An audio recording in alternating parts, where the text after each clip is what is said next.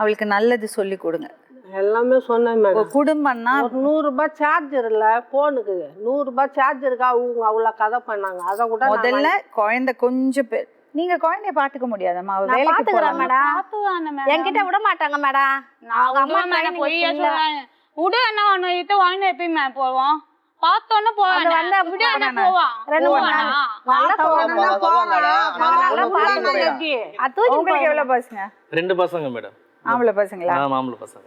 அப்ப வீட்ல எல்லாமே ஆம்பளை பசங்களா? ஆமா மேடம். பொண்ணுக்கு 3 ஆம்பளை பசங்க. பொண்ணுக்கு இவனுக்கு தங்கச்சி, இவன் தான் பெரிய பையன். 2வது பொண்ணு. மாமியார் வீட்டோட செட்டில் ஆயிட்டானே மேடம். இருக்கட்டுமே, அதனால என்ன? நான் சொல்றேன் நீ மாமனார் வீட்ல செட்டில் ஆனா அவன் மாமியார் வீட்ல செட்டில் ஆனா அதனால என்ன? எதுவுமே தெரியல மேடம். அவனுக்கு பிரச்சனை. மாமியார் வீட்ல செட்டில் ஆகுறது ஏதோ பெரிய கொடுமை மாதிரி பேசுறீங்க. இல்ல இவனை ஏன் விட மாட்டேன் வீட்டோட நான் உன் குடியாச்சுன்னு போய் நான் டெய்லி குடிக்கு 2000 ரூபாய் கொடுக்குவா.